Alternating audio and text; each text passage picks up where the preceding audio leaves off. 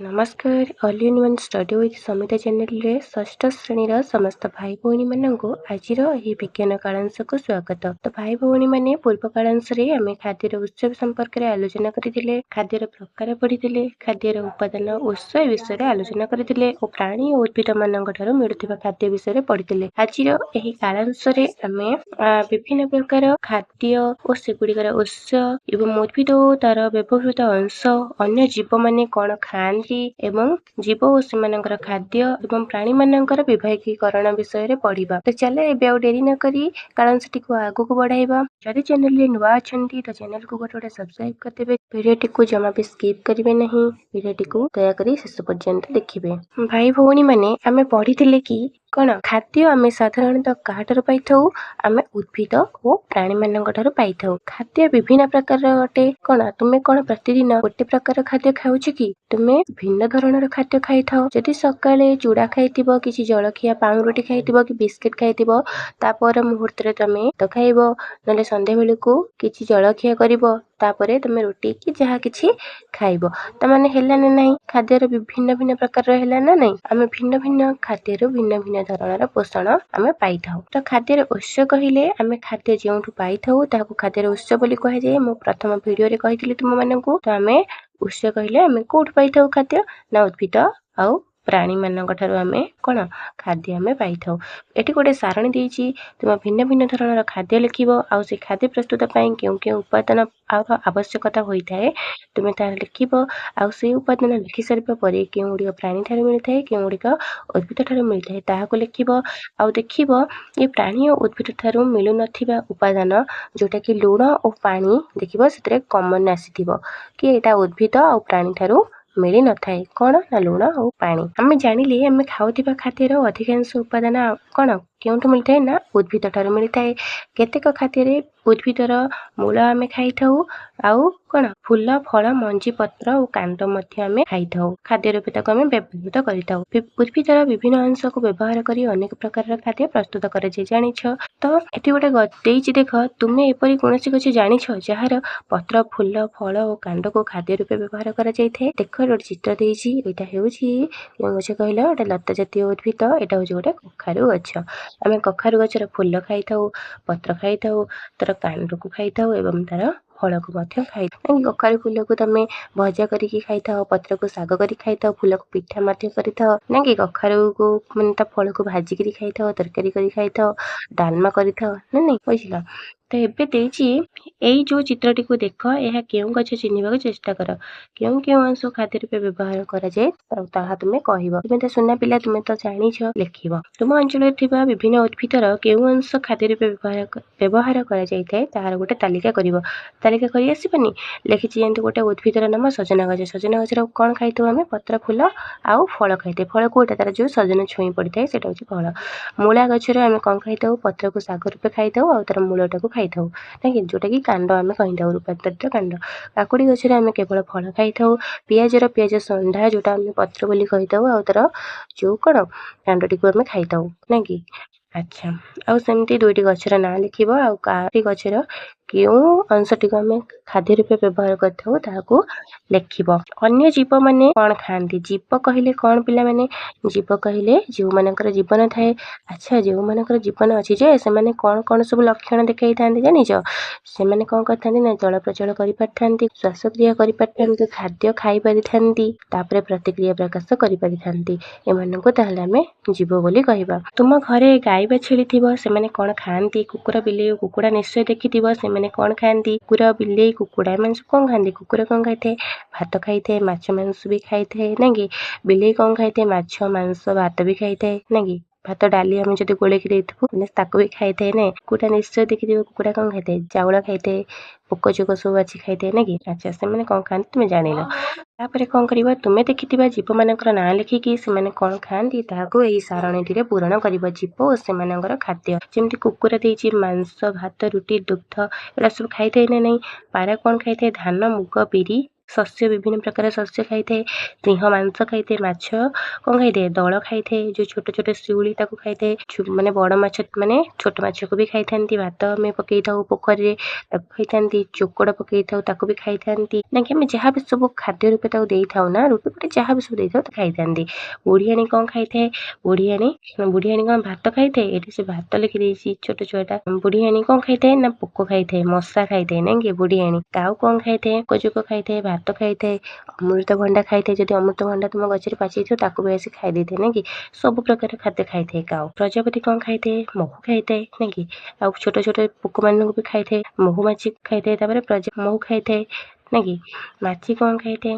ମାଛି ଅଳିଆ ଆବର୍ଜନାରେ ବସିକି ସେଥିରୁ ମାନେ କ'ଣ ସେ ତ ସବୁ ତାର ଖାଦ୍ୟ ଯୋଉଟା ଖାଇବା କଥା ସେଥିରୁ ଖାଇଥାଏ। ଆଚ୍ଛା, ଆଉ ରକ୍ତ ବି ଶୋଷି ଦେଇଥାଏ। ମଶା କ'ଣ ଖାଇଥାଏ? ରକ୍ତ ଖାଇଥାଏ। ଠେକୁଆ କ'ଣ ଖାଇଥାଏ?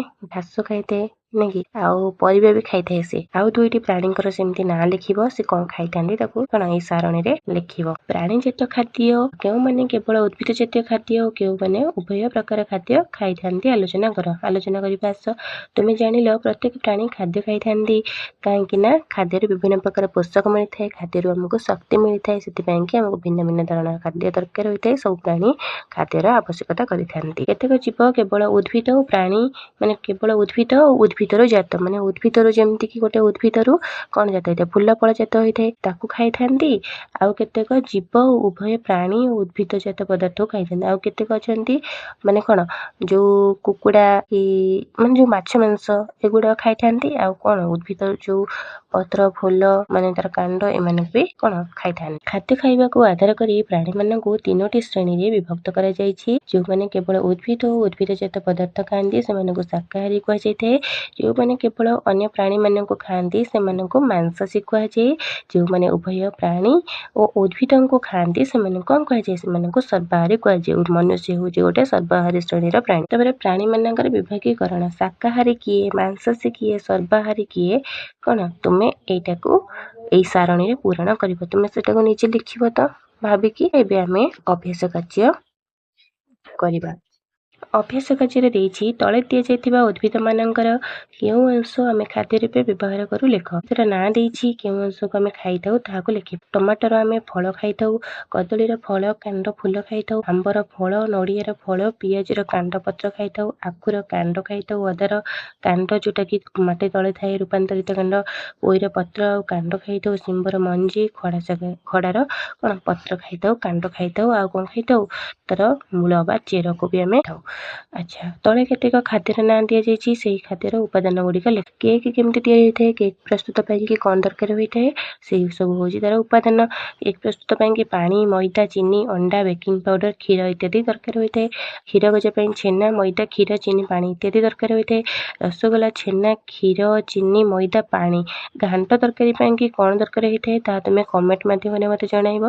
କାକରା ପାଇଁକି ସୁଜି, ଚିନି, ତେଲ, ନଡ଼ିଆ, ଗୁଡ଼, ପାଣି ଇତ୍ୟାଦି ତିଆରି ହୋଇଥାଏ ଦରକାର ହୋଇଥାଏ। ସୁଜି ହାଲୁଆ କରିବ ତୁମ ମା ନିଶ୍ଚୟ ତୁମକୁ ସୁଜି ହାଲୁଆ ବି କରିକି ଦେଇଛନ୍ତି, ତୁମେ ଖାଇଥିବ। ତ କ'ଣ କ'ଣ ତାଥିରେ ପଡ଼େ? ସୁଜି ପଡ଼ିଥାଏ, ଚିନି ପଡ଼ିଥାଏ, କ୍ଷୀର, ଲୁଣ, ବାଦାମ ବି ପଡ଼େ, ଘିଅ ବି ପଡ଼େ ନା ନାହିଁ। ଆଚ୍ଛା, ଆଇସ୍କ୍ରିମ୍ ପାଇଁ କ'ଣ ଦରକାର ହୋଇଥାଏ? କ୍ଷୀର ଦରକାର ହୁଏ, ଚିନି, କର୍ଣ୍ଣଫ୍ଲୋର ଦରକାର ହୁଏ, ମଲାଇ, ବୁଝିଲ, ଏଇସବୁ ଦରକାର ହୋଇଥାଏ। 3 ନମ୍ବର ଦେଇଛି ପୋଡ଼ ପିଠା ତିଆରି ପାଇଁ ଆବଶ୍ୟକ ଉପାଦାନ ଗୁଡ଼ିକର ନାମ ଲେଖ। ପୋଡ଼ ପିଠା ପାଇଁକି କ'ଣ ଦରକାର ହୋଇଥାଏ?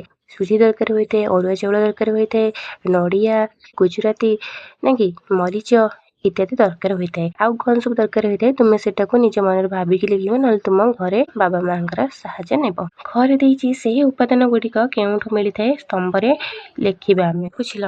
ଆମେ ଯେଉଁ ପୋଡ଼ ପିଠା ପାଇଁକି ଯେଉଁ ଆବଶ୍ୟକ ଉପାଦାନ ଲେଖିଲେ ଉପାଦାନର ନାଁ ଲେଖିଦେବ।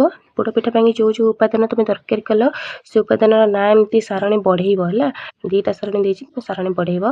ଯାହା ଯାହା ସବୁ ଲେଖିଥିବ ଯେତେଟା ମାନେ ପଏଣ୍ଟ ଲେଖିଥିବ ଯେତେଟା ନାଁ ଉପାଦାନ ସେଇ ସାରଣୀକି ବଢ଼େଇବ।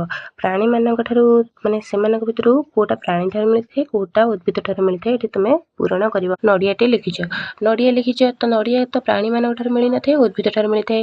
ପାଣି ଧର ଲେଖିଲ ପୋଡ଼ ପିଠା ପାଇଁକି, ପାଣି କେଉଁଠୁ ମିଳିଥାଏ? ପ୍ରାଣୀ ଓ ଉଦ୍ଭିଦ କେଉଁଠୁ ବି ମିଳିନଥାଏ। ତାପରେ ସୁଜି ଲେଖିବ, ସୁଜି କେଉଁଠୁ ମିଳିଥାଏ? ସୁଜି ଆମର ଉଦ୍ଭିଦ ଠାରୁ ମିଳିଥାଏ, ବୁଝିପାରିଲ। ଏମିତି ସବୁ ଲେଖିବ। ଅରୁଆ ଚାଉଳ କେଉଁଠୁ ମିଳିଥାଏ? ଅରୁଆ ଚାଉଳ ଉଦ୍ଭିଦ ଠାରୁ ମିଳିଥାଏ। ଧାନରୁ ଅରୁଆ ଚାଉଳ ହୋଇଥାଏ ତ ଏଇଟା ଉଦ୍ଭିଦ ଠାରୁ ମିଳିଥାଏ, ଏମିତି ଲେଖିବ। ତ ଏବେ ଦେଖ ଆମେ 4 ନମ୍ବର କରିବା। ନିମ୍ନୋକ୍ତ ଜିନିଷ ମଧ୍ୟରେ ଥିବା 2ଟି ପାର୍ଥକ୍ୟ ଓ 2ଟି ସାମଞ୍ଜସ୍ୟ ଲେଖ। ପାଚିଲା ଅମୃତଭଣ୍ଡା, କଞ୍ଚା ଅମୃତଭଣ୍ଡା। ତମେ ତ ଦେଖିଥିବ ପାଚିଲା ଅମୃତଭଣ୍ଡା କେମିତିକା ଦେଖାଯାଏ। ମାନେ ପାର୍ଥକ୍ୟ ହେଉଛି କୋଉଟା ଅଲଗା ଥିବ ଆଉ ସାମଞ୍ଜସ୍ୟ ମାନେ ଏକା ପରି। ପାଚିଲା ଅମୃତଭଣ୍ଡା ଆଉ କଞ୍ଚା ଅମୃତଭଣ୍ଡା ଭିତରେ କ'ଣ ପାର୍ଥକ୍ୟ ଦେଖାଯାଏ? ପାଚିଲା ଅମୃତଭଣ୍ଡାର ଚୋପା ହେଉଛି ହଳଦିଆ, କଞ୍ଚା ଅମୃତଭଣ୍ଡାର ଚୋପା ହେଉଛି ସବୁଜ। ପାଚିଲା ଅମୃତଭଣ୍ଡାର ମଞ୍ଜି କଳା ଦେଖାଯାଏ, କଞ୍ଚା ଅମୃତଭଣ୍ଡାର ମଞ୍ଜି ଧଳା ଦେଖାଯାଇଥାଏ। ସାମଞ୍ଜସ୍ୟ ମାନେ ଏକାପରି। ପାଚିଲା ଅମୃତଭଣ୍ଡା ଉଦ୍ଭିଦ ଠାରୁ ମିଳିଥାଏ ଆଉ କଞ୍ଚା ଅମୃତଭଣ୍ଡା ବି ଉଦ୍ଭିଦ ଠାରୁ ମିଳିଥାଏ। ଆଉ ଉଭୟକୁ ଆମେ ଖାଦ୍ୟ ରୂପେ ବ୍ୟବହାର କରିଥାଉ। ଉଭୟରୁ ଆମକୁ ଖାଦ୍ୟସାର ମିଳିଥାଏ। ଏବେ ଆମେ 5 ନମ୍ବର କରିବା। ଦେଇଛି କ ସ୍ତମ୍ଭରେ ଥିବା ପ୍ରତ୍ୟେକ ଖାଦ୍ୟକୁ ଖ ସ୍ତମ୍ଭରେ ଦିଆଯାଇଥିବା ସମ୍ପର୍କିତ ଉଦ୍ଭିଦ ଓ ପ୍ରାଣୀ ସହିତ ସଂଯୋଗ କର। ଘିଅ କେଉଁଠୁ ମିଳିଥାଏ? ଘିଅ ଗାଈଠାରୁ ମିଳିଥାଏ। ଆଉ କେଉଁଠୁ ମିଳିଥାଏ? ଘିଅ ଗାଈଠାରୁ ମିଳିଥାଏ। ମହୁ କେଉଁଠୁ ମିଳିଥାଏ? ମହୁ ଫୁଲ ଗଛରୁ ମିଳିଥାଏ। ଆଚାର କେଉଁଠୁ ମିଳିଥାଏ? ଆଚାର କେଉଁଠୁ ମିଳିଥାଏ? କ'ଣ ଆମେ ଆଚାର ପ୍ରସ୍ତୁତ ପାଇଁକି ସୋରିଷ ଗଛର ଆବଶ୍ୟକତା କରିଥାଉ। ବଡ଼ି ଆମକୁ ବିରି ଗଛରୁ ମିଳିଥାଏ। ରାବିଡ଼ି ଗାଈଠାରୁ ମିଳିଥାଏ। ହାଲୁଆ ଗହମ ଗଛରୁ ମିଳିଥାଏ। ଆଉ କ'ଣ? ହାଲୁଆ ଆଖୁ ଗଛ ସହିତ ବି ତାର ସମ୍ପର୍କ ରହିବ, କାରଣ ହାଲୁଆ ପ୍ରସ୍ତୁତି ସମୟରେ ଆମକୁ କ'ଣ ଚିନିର ଆବଶ୍ୟକତା ହୋଇଥାଏ। ପକୁଡ଼ି ପାଇଁକି ବୁଟ ଗଛ ଆଉ ବିରିୟାନୀ ପାଇଁକି କୁକୁଡ଼ା ଆଉ ଛେଳିର ଆବଶ୍ୟକତା ହୋଇଥାଏ। ବୁଝିପାରିଲ? 6 ନମ୍ବର ଦେଇଛି ପାଳଙ୍ଗ ଶାଗ ଯେଉଁ ଯେଉଁ ଖାଦ୍ୟ ତିଆରି ପାଇଁ ଉପାଦାନ ରୂପେ ବ୍ୟବହାର କରାଯାଏ ତନ୍ମଧ୍ୟରୁ 5ଟିର ନାମ ଲେଖ। ପାଳଙ୍ଗ ଶାଗ କୋପ୍ତା, ପାଳଙ୍ଗ ଶାଗ ଭଜା, ପାଳଙ୍ଗ ଶାଗ ଆଉ କ'ଣ ତରକାରୀ। ଯାହା ରହିଲା 2ଟା ତୁମେ ତାକୁ କ'ଣ କରିବ ନା ଘରେ ବୁଝିକି ଲେଖିବ। ଅଣ୍ଡା ଯେଉଁ ଯେଉଁ ଖାଦ୍ୟ ତିଆରି ପାଇଁ ଉପାଦାନ ରୂପେ ବ୍ୟବହାର କରାଯାଏ ଏଇଟା ତୁମକୁ ଆସିବ। ଅଣ୍ଡା ତରକାରୀ, ଅଣ୍ଡା ଭୁଜିଆ, ତାପରେ ଅଣ୍ଡା ଆମଲେଟ୍ ଆଉ ପାଉଁରୁଟିରେ ଯେଉଁ ତିଆରି ହେଇଥାଏ ବ୍ରେଡ଼ରେ ବ୍ୟବହାର କରାଯାଇଥାଏ। ଉଦାହରଣ ବଦଳ ତୁମ ଅଞ୍ଚଳରୁ ଯଦି ଆଜି ସବୁ ପୋକ ମାଛି ଲୋପ ପାଇଯିବେ ତେବେ ଯେଉଁ ଯେଉଁ ଜୀବମାନଙ୍କର ଖାଦ୍ୟ ସଂଗ୍ରହରେ ଅସୁବିଧା ହେବ ତନ୍ମଧ୍ୟରୁ 5ଟିର ନାମ ଲେଖ। 5ଟିର ନାଁ ଲେଖିବ। ଯଦି ପୋକ ମାଛି ସବୁ ମରିଯିବେ କେଉଁମାନଙ୍କର ଅସୁବିଧା ହେବ? କେଉଁମାନଙ୍କର? ବୁଢ଼ିଆଣୀ, ଝିଟିପିଟି, କୁକୁଡ଼ା ଆଉ ବେଙ୍ଗ, ଅସରପା ଏମାନଙ୍କ ଅସୁବିଧା ହେବ ନା ନାହିଁ? ବିରୁଡ଼ି ଏଗୁଡ଼ା ସବୁ ମାନେ କ'ଣ ସେମାନଙ୍କର ଛୋଟ ଜୀବ ମାନେ ପୋକ ଜୋକ ଯଦି ମରିଯିବେ ତାହେଲେ ଏଇମାନଙ୍କର ସବୁ ଅସୁବିଧା ହେବ। ତ ପିଲାମାନେ ଆଜିର ଏଇ ଯେଉଁ କାଳାଂଶଟି ହେଲା ତୁମେ ଏଇସବୁ ବୁଝିପାରିଲ କି? ଯଦି ବୁଝିପାରିଲ ଭିଡ଼ିଓଟି କେମିତି ଲାଗିଲା ନିଶ୍ଚୟ କମେଣ୍ଟ ମାଧ୍ୟମରେ ଜଣାଇବ। ଯଦି ଭିଡ଼ିଓଟି ଭଲ ଲାଗିଥାଏ ନିଶ୍ଚୟ ଗୋଟେ ଲାଇକ୍ କରିବ ଆଉ ସେୟାର କରିଦେବ ଅନ୍ୟମାନଙ୍କ ସହିତ। ଚ୍ୟାନେଲଟିକୁ ମଧ୍ୟ ସବସ୍କ୍ରାଇବ କରିଦେବ, ଯାହାଦ୍ୱାରା କି ମୁଁ ଯେଉଁ ଭିଡ଼ିଓ ସବୁ ଅପଲୋଡ଼ କରିବି ଆଗକୁ ତାହା ତୁମ ନିକଟରେ ପହଞ୍ଚିବ। ଭିଡ଼ିଓଟିକୁ ଶେଷ ପର୍ଯ୍ୟନ୍ତ ଦେଖିଥିବାରୁ ଧନ୍ୟବାଦ। ଏବେ ରହୁଛି। ଜୟ ଜଗନ୍ନାଥ।